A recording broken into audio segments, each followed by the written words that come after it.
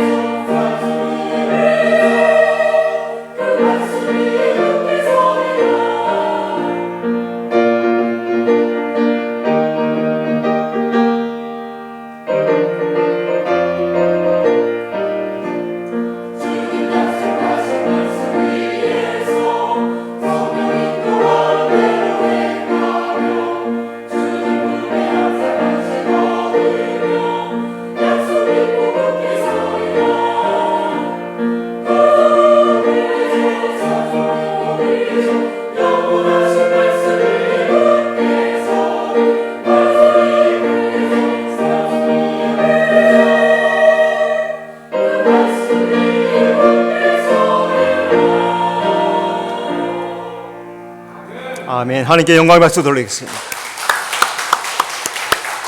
자, 또 서로 인사합시다. 잘 오셨습니다. 주님이 함께 하십니다. 네, 오늘은 사이사이에 우리 아동부, 중고등부 이렇게 같이 앉았는 것 같습니다.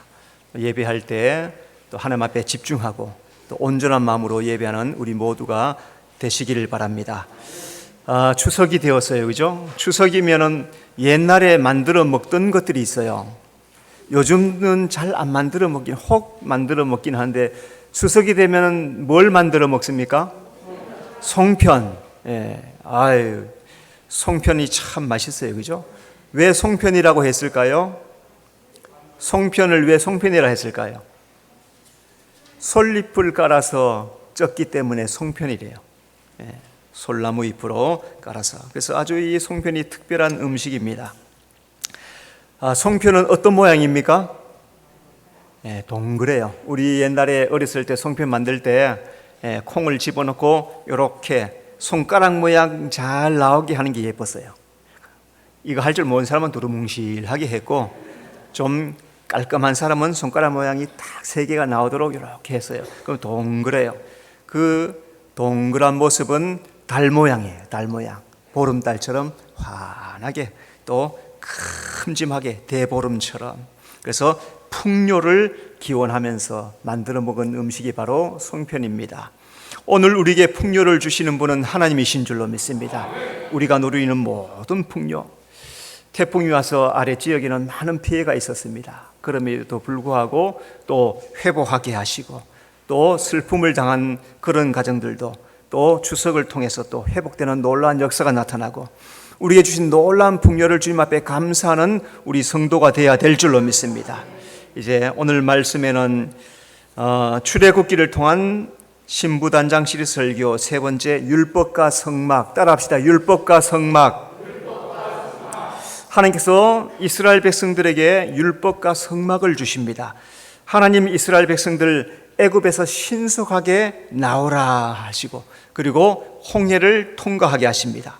그러니까 구원받은 사람은 애굽 땅을 신속히 나와서 하나님 나라를 향해서 열심히 쫓아가야 된다, 그 말씀이에요. 또 홍해를 통과해야 하는 것은 죄에 대하여 죽고 새 생명의 삶을 산다는 그런 뜻입니다. 그래서 이스라엘 백성들을 다 바다를 통과하죠, 그죠? 홍해 바다를 다 지나갑니다. 그런데 하나님께서는 물로 지나가지 않게 하시고 바다를 쫙 갈라서 바다 사이로 아무 해에 당하지 않고 지나가게 하세요. 그게 세례란 말이에요. 예수 믿고 예수의 피를 바른 사람은 반드시 홍해의 세례를 통과해서 광야로 나가 교회의 삶을 사는 것, 그리고 영원한 천국을 위해서 살아가는 것, 그게 바로 신앙이란 것. 하나님께서 우리에게 좋은 것을 마련해 주셨어요. 이 좋은 신앙을 우리 성도들은 잘 감당해야 될 줄로 믿습니다. 하나님이 이스라엘 백성들 광야로 인도하시는데 그 목적이 무엇일까? 먼저 하나님은 이스라엘을 하나님 소유가 되게 하십니다. 5절, 너희는 모든 민족 중에서 내 소유가 되겠고. 하나님 이스라엘 백성들 애굽 땅에서 이끌어내신 이유는 하나님 소유 삼으려고 하시는 거예요. 하나님이 사람을 창조한 목적도 하나님 소유 삼으시게 하는 거예요.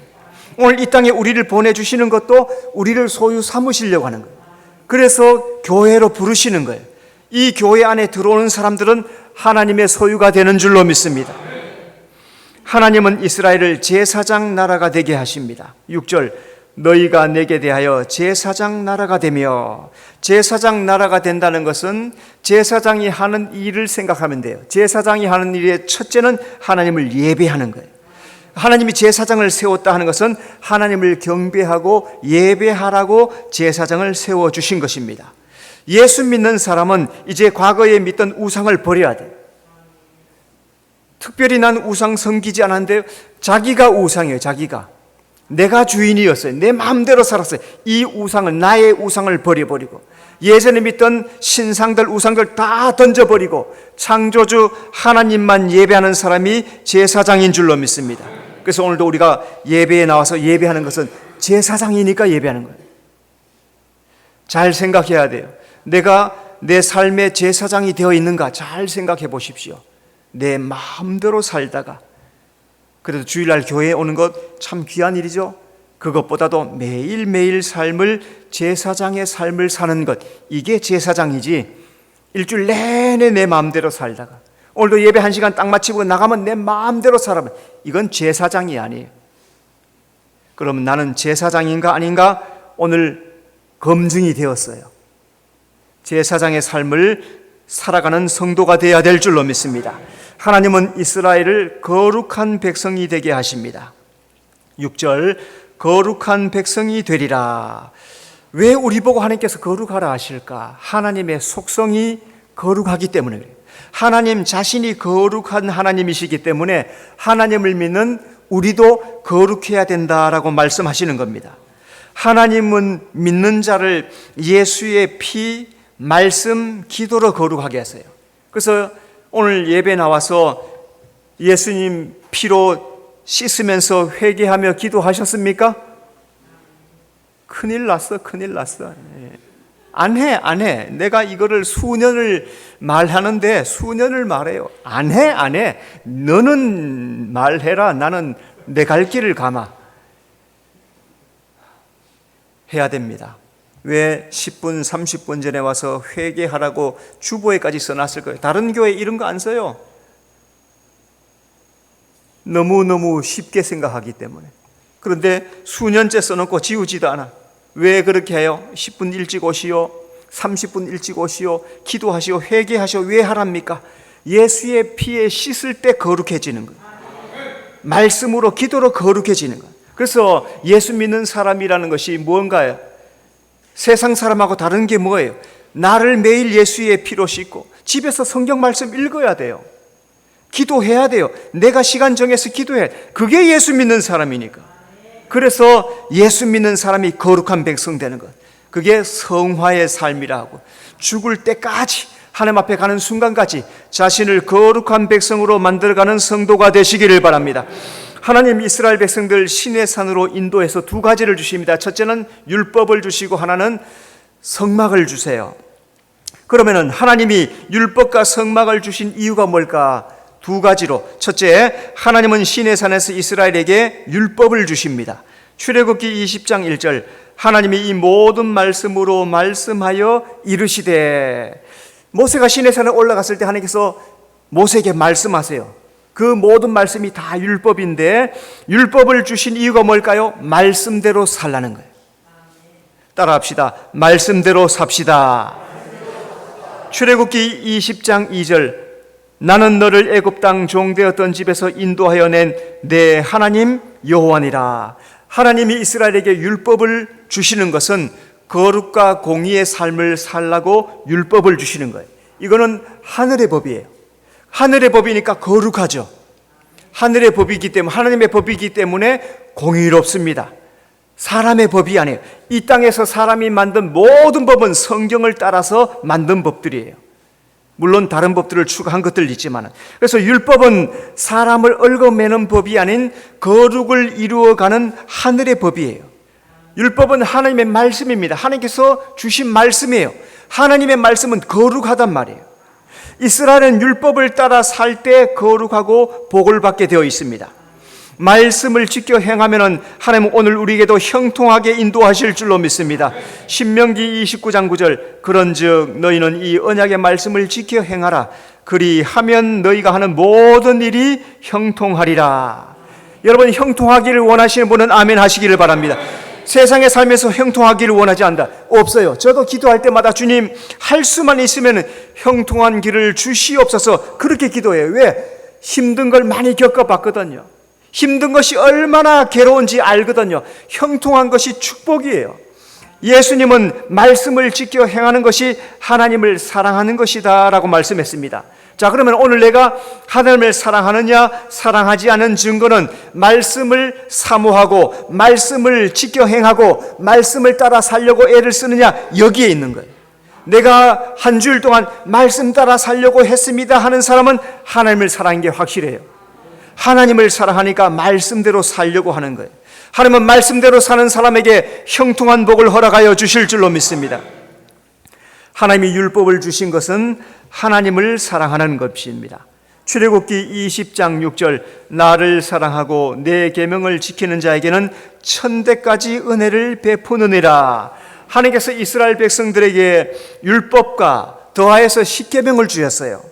자, 10계명의 1계명부터 400계명까지는 하나님에 대하여서 지키는 법을 말씀합니다. 하나님이 10계명을 주신 것은 그 하나님에 대한 계명은 하나님을 사랑하는 법, 하나님을 어떻게 사랑하는가 하는 법이 바로 1계명부터 4계명까지 있어요. 자, 그 핵심 전체를 하나님을 사랑하려면은 마음과 힘과 뜻을 다해서 사랑해야 된대요. 마태복음 22장 37절, 예수께서 이르시되 너의 마음을 다하고 목숨을 다하고 뜻을 다하여 주 너의 하나님을 사랑하라. 그리고 예수님은 우리가 마음과 목숨과 뜻을 다해서 하나님을 사랑하라고 말씀하십니다. 하나님을 마음과 목숨과 뜻을 다해서 사랑하는 이유가 뭘까요? 나를 죄에서 구원해 주셨으니까. 이 사망의 몸에서 나를 구원해 주시고 천국 백성 되게 해 주셨으니까 주님을 사랑하면서 산다는 거죠. 그리고 하나님의 구원에 감사하는 사람은 오늘도 우리는 마음과 목숨과 뜻을 다해서 하나님을 사랑해야 될 줄로 믿습니다. 하나님이 율법을 주시는 또 하나의 이유는 이웃을 사랑하라는 것입니다. 출애굽기 20장 17절 무릇 내 이웃의 소유를 탐내지 말라. 자, 마지막 10계명이에요. 그죠? 마지막 10계명인데 10계명의 5계명부터 10계명까지는 사람과의 관계 속에서 이루어야 할 지키는 법입니다. 하나님이 중요하게 여기시는 것, 하나님에 대한 법을 중요하게 여기시고 그 다음에 중요하게 여기시는 것이 인간관계를 바르게 하라는 거죠. 그래서 예수님 오셔서 황금률이라고 하는 말씀을 주셨는데 너희는 남에게 대접을 받고자 하는 대로 남을 대접하라, 그렇게 말씀해요. 여러분, 내 집에 물건을 도둑질 당하고 싶어요? 안 당하고 싶어요? 많으니까 좀 가져갔으면 좋겠죠? 그러지 않아요. 누구도 건드리지 못하게 하고 싶어요. 그런 것처럼 남의 것 도둑질하면 안 된다는 거죠. 나는 날마다 사람에게 미움받고 시기받고 원망받고 질투받고 그렇게 살고 싶은 사람 일어나 봐요. 없어요. 그죠? 다 사랑받고 존중받고 인정받고 그렇게 살고 싶죠. 그렇게 사람을 대해주라는 거예요. 그게 황금률이에요. 남을 해롭게 하지 말라. 하나님을 사랑하는 사람은 사람을 사랑으로 대한다 하는 말씀입니다. 예수님은 내 이웃을 내 자신과 같이 사랑하라고 말씀하셨어요. 마태복음 22장 39절 둘째도 그와 같으니 내 이웃을 내 자신같이 사랑하라. 하나님 나를 사랑하시는 것 믿으십니까? 그러면 내 옆에 사람도 사랑하시는 것 믿으십니까? 하나님은 나를 위해서 십자가에 죽어주셨어요. 그죠? 예수님 날 위해서 십자가 죽으셨어요. 그런 것처럼 내 옆에 사람을 위해서도 예수님 죽어주셨어요. 하나님이 나를 하나님의 형상대로 창조해 주셨어요. 마찬가지로 이 사람도 사람의 모습을 가지고 있으면 그 사람도 하나님의 형상대로 지음받은 사람이란 말이죠. 그러니까 하나님이 우리를 그렇게 사랑하는 것처럼 나도 사랑할 뿐만 아니라 저 사람도 사랑하며 살아가는 것, 그것이 바로 십계명에 포함되어 있단 말이죠. 우리 성도들은 내 이웃을 내 몸과 같이 사랑하는 성도가 되어야 될 줄로 믿습니다. 자, 두 번째, 하나님은 시내산에서 이스라엘에게 성막을 주십니다.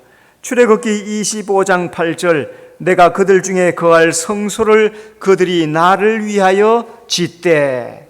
하나님 뚝딱 성막 생겨라 요술방망이처럼 하면은 가능하죠. 그런데 그렇게 안 하세요. 누구 보고 지으래요? 너희가 나를 위하여 지어라. 그러니까 오늘 교회를 이루는 것은 우리가 해야 할 일이라는 거예요. 예수의 피로 구원을 만들어 주시고 모든 것을 다 만들어 주시고 교회를 짓는 것, 성전을 짓는 것은 우리 보고 하라는 거예요. 그러니까 여러분 자신이 성전이에요.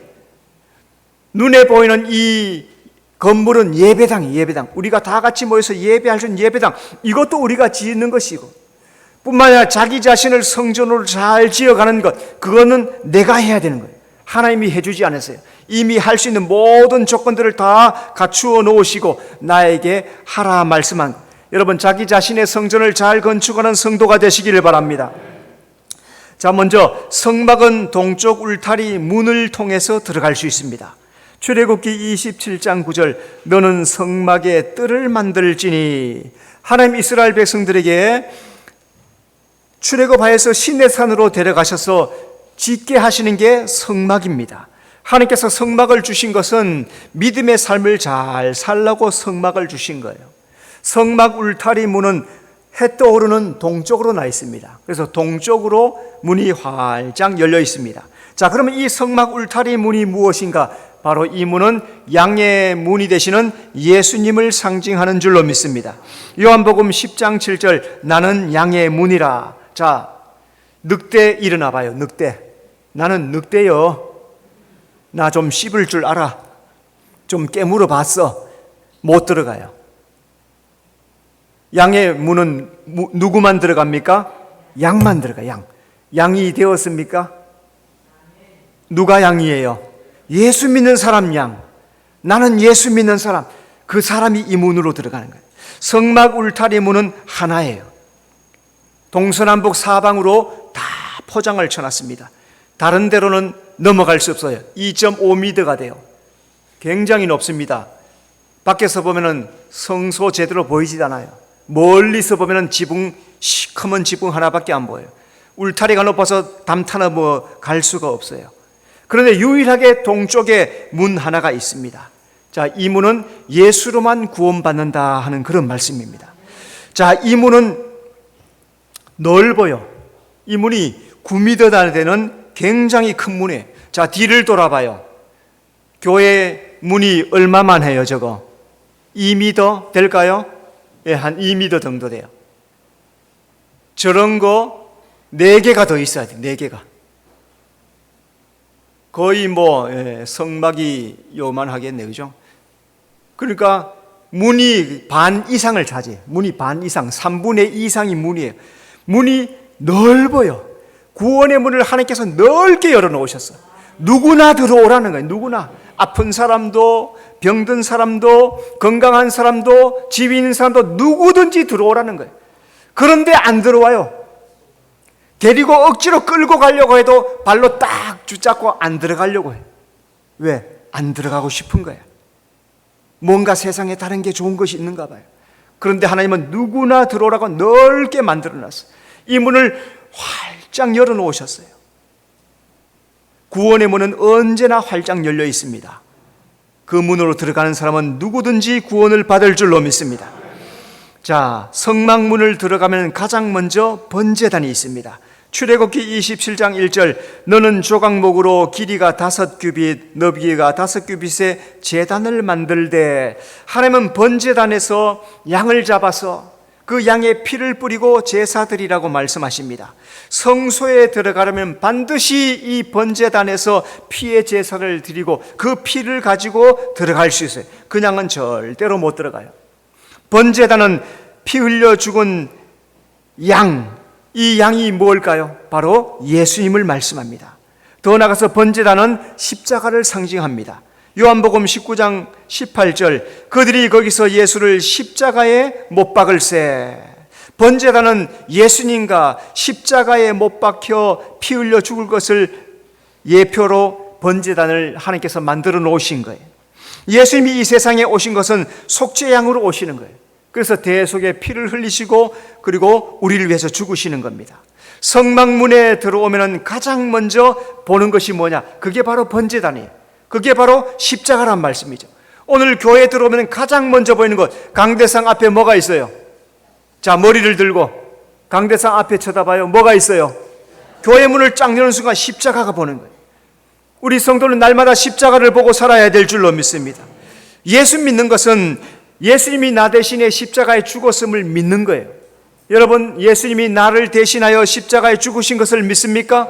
따라합시다. 예수님은 나를 대신하여 십자가에 죽었습니다. 나는 그 예수님을 믿습니다. 이게 믿음이란 말이에요. 이 믿음이 있어야 성막문에 들어와서 번제단에 만나는 거예요. 그래서 십자가를 대면해라 하는 이유가 뭐 말씀입니까? 십자가를 봐야 나를 볼 수 있는 거예요. 십자가를 봐야 예수님을 볼 수 있어요.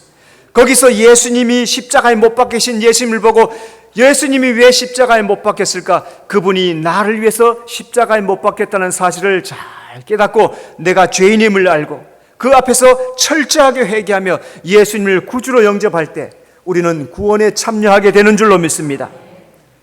번제단을 지나가면 물두멍이 있습니다. 출애굽기 30장 18절, 너는 물두멍을 노스로 만들고 그 받침도 노스로 만들어 씻게 하되. 자, 이 물두멍의 역할은 씻는 역할이다. 이렇게 성경에 잘 기록되어 있죠, 그죠? 번제단 다음에 만나는 것이 물두멍입니다. 번제단은 원죄를 씻음. 번제단 나와서 제일 처음 원죄를 씻는, 십자가 앞에서 원죄를 씻는 거예요. 자, 예수 믿고 죄를 씻음 받은 사람, 그런데 날마다 또 죄를 지은단 말이죠. 그게 바로 물두멍이에요. 자범죄를 씻는 것을 말씀해요. 자, 그런데 이 물두멍은 사이즈가 정해져 있지 않아요. 하나님께서 크기를 얼마나 해라라고 크기를 말씀해 주지 않으세요. 치수가 없어요.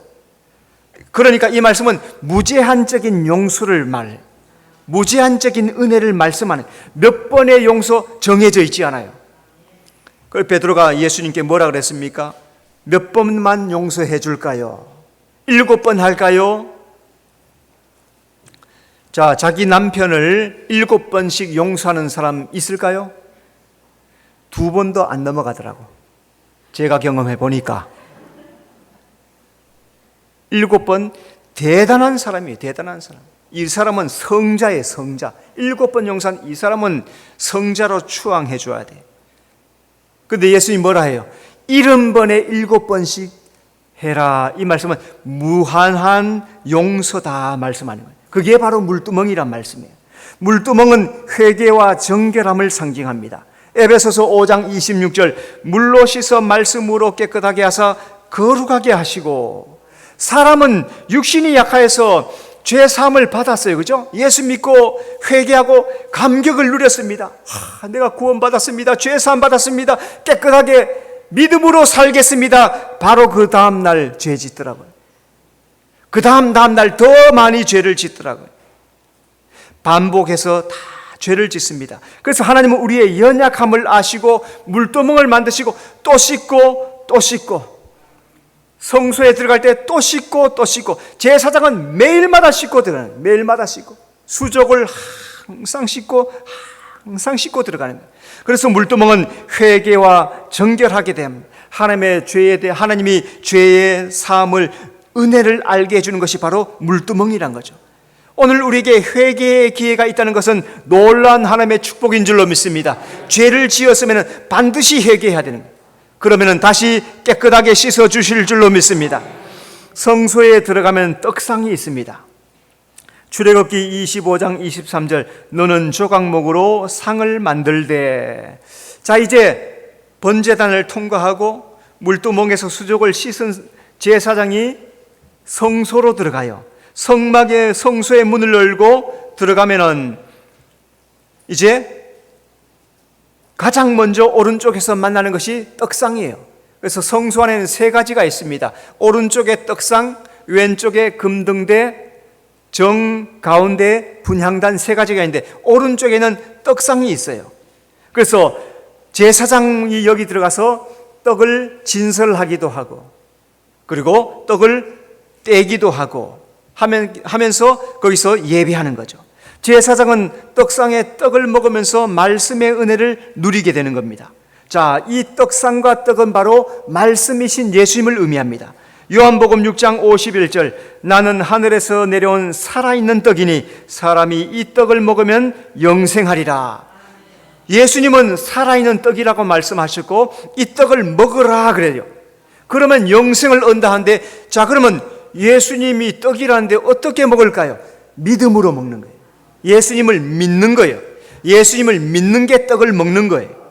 예수님은 자신은 하늘에서 내려온 살아있는 떡이라고 말씀했습니다. 하나님은 구원받은 자에게 오늘도 말씀의 떡을 먹여주시고, 우리 성도는 말씀의 떡을 먹음으로 살게 되는 줄로 믿습니다. 그래서 오늘도 떡상에 있는 나와서 떡상의 음식을 교회에 나와서 부지런히 먹어야 돼요. 내가 신앙이 건강하게 되려면 말씀을 부지런히 먹어야 됩니다. 그래서 성경을 읽어라 하는 말씀이에요. 성경을 읽으면 그게 말씀의 떡이에요. 그 말씀의 떡을 먹으면 장성한 신앙이 이루어지게 될 줄로 믿습니다. 성소에 들어가면 금등대가 있습니다. 출애굽기 25장 31절 너는 순금으로 등잔대를 쳐 만들되. 이제 성소 오른쪽에는 떡상이 있고 왼쪽에는 금등대가 있다 했죠. 그죠? 자, 성소는 사방이 다 막혀 있어요.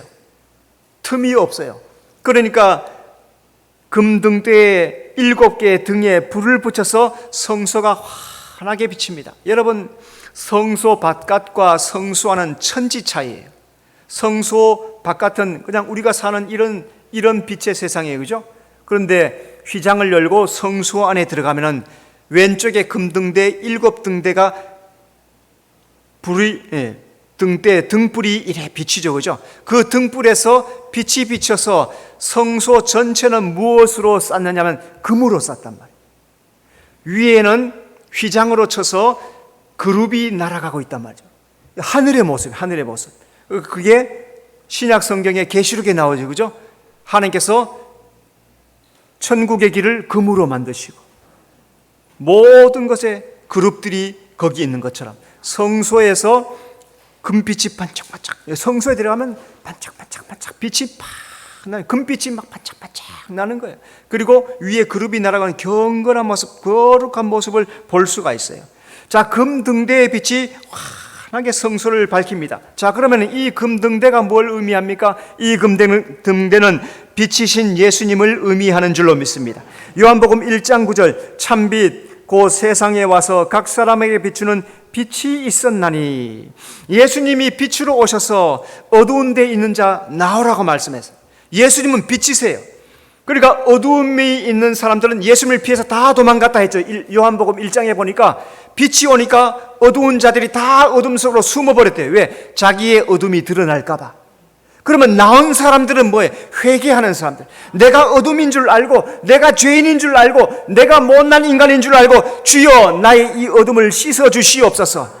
오늘도 주님 앞에 나와서 나의 더러움을 씻어달라고 솔직하게 회개하는 사람, 나의 어둠을 제거해달라고 주님 앞에 부르짖는 사람은 예수님의 빛으로 비춰주실 줄로 믿습니다. 그래서 예수님은 빛으로 나온 그 사람을 너희는 세상의 빛이라 말씀하시는 거예요. 예수님은 우리를 통해서 세상을 복음의 빛으로 비추기를 원하시는 거예요. 그래서 예수 믿는 사람은 예수님의 빛을 받은 사람들. 그리고 오늘 집에 가서 빛이 돼야 돼요. 직장에 가서 빛이 돼야 돼요. 등불을 반짝반짝 켜고 있어야 돼요. 일하는 어느 곳에서나 가서 빛이 돼야 돼요. 교회에서도 빛이 돼야 돼요. 이게 신앙의 삶이고 금등대의 모습. 여러분, 예수의 빛을 비추는 성도가 되시기를 바랍니다. 성소에 들어가면 분향단이 있습니다. 출애굽기 40장 5절 말씀, 금향단을 증거계 앞에 두고 성소 가장 깊숙한 곳에 지성소 바로 앞에 분향단이 있습니다. 자, 그러니까 떡상도 금등대도 그 다음에 넘어가서 대하는 것이 분향단이에요. 그러니까 분향단은 지성소 가장 가까운 곳에 있다는 말씀이에요. 그러니까 이 말씀은 뭐냐면 기도가 가장 하나님 가까이 가는 것이에요. 여러분이 기도할 때 하나님 가장 가까이 가는 것이에요. 제사장은 분향단에서 향을 피워서 향연을 성소에 가득하게 피웁니다. 향을 분향단에서 향을 피우면은 그 향이 불에 타서 향연이 싹 올라와요. 그 향연이 성소를 가득하게 채워요. 그 향연을 하나님께서 흠향하신다 그래요. 분향단은 중보 기도하는 예수님을 말씀합니다. 디모데전서 2장 5절 하나님과 사람 사이에 중보자도 한 분이시니 곧 사람이신 그리스도 예수라. 예수님은 하나님과 우리 사이에 중보자로 오셨어요. 왜? 우리가 스스로 하나님 앞에 건너갈 수가 없어요. 그래서 우리 가운데 십자가를 놓으시고 피를 흘려주심으로 말미암아서 이 모든 것을 해결하시고 다리를 놓아주시는 거예요. 그래서 예수님은 지금도 하늘에서 우리를 위해서 중보하며 기도하고 계시는 거예요. 오늘 이 땅에 교회가 세워져 있는데 이 땅의 교회는 기도하는 집이라고 말씀했습니다. 여러분은 분향단이 돼야 돼요. 여러분 자신이 내가 기도의 향연을, 가정에서 기도의 향연을 피워 올리고 교회 와서 기도의 향연이 되고 내가 가는 곳곳마다 분향단이 되어서 그곳에 기도를 가득 피워서 하나님이 그곳을 기도의 향연으로 받으실 수 있도록 우리 성도는 기도의 분향단이 되어야 될 줄로 믿습니다.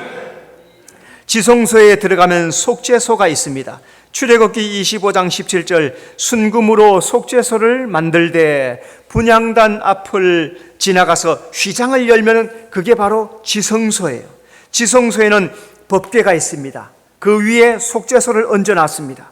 속죄소는 1년에 한 번 대제사장이 피를 가지고 가서 7번 뿌려서 1년에 한 번씩 속죄하는 장소가 바로 속죄소예요. 자, 그러면 이 속죄소는 무엇을 의미합니까? 예수님의 보혈을 의미하는 거예요. 레위기 16장 14절 손가락으로 그 피를 속죄소 앞에 7번 뿌릴 것이며 속죄소 위에 7번 뿌려지는 피는 예수님의 피예요. 구약시대에는 양으로서 대신하였지만 예수님이 십자가에서 피를 뿌려서 속죄하셨단 말씀이에요. 하나님은 속죄소 위에 피를 덮인 것을 볼 때마다 그 피를 보고 우리를 용서해 주시는 거예요. 예수님이 왜 피를 흘리세요? 예수님이 십자가에서 왜 물과 피를 흘리십니까? 그 피를 보고 우리를 용서해 주시려고. 그래서 피를 흘리게 하시는 거예요. 피에는 생명이 있기 때문에. 그 예수님이 죽으심으로 그 피가 나에게 전가되어서 나에게 생명이 주어지는 거예요. 우리 예수 믿는 사람은 다 예수님의 피를 전가받은 줄로 믿습니다. 속죄소 위에 덮인 피는 예수님의 보혈로 말하고 우리는 그 은혜로 죄 사함을 받은 자라는 거죠. 오늘도 우리가 이렇게 예배할 수 있는 것은 예수님이 피 흘려 주신 은혜의 덕분인 줄로 믿습니다. 그래서 날마다 그 은혜에 감사하며 믿음으로 살아가는 우리 모든 성도가 되어야 될 줄로 믿습니다. 하나님께서 시내산에서 율법을 주십니다. 구원받은 사람은 말씀으로 살으라고 율법을 주신 거예요. 성막을 주셨어요. 죄 사함과 은혜로 살아가라 하는 거예요. 그래서 성막을 살면서 오늘 교회의 삶을 살면서 은혜의 삶을 사는 거죠. 죽을 때까지 은혜를 누리며 살아가는 것이 바로 교회의 신앙이에요. 그러므로 성도는 하나님의 말씀을 소중히 여기며 죄 사함의 은혜를 감사하면서 날마다 은혜 가운데 살아가는 여러분의 삶이 되시길 바랍니다. 하나님 은혜 감사합니다. 오늘 추석을 맞아서 우리 전교인이 함께 모여서 예배하게 하시니 감사합니다. 오가는 모든 길을 지켜주시고 또 하나님 앞에 모여서 예배할 때마다 하나님의 큰 은혜가 나타날 수 있도록 인도해 주시옵소서. 이렇게 성막과 율법을 주심으로 말미암아서 우리가 말씀으로 살고 신앙의 삶을 잘 감당하며 살아가는 것, 이 신앙의 삶에 승리하는 우리 모두가 되도록 인도해 주시옵소서. 예수님 이름으로 기도드리옵나이다. 아멘.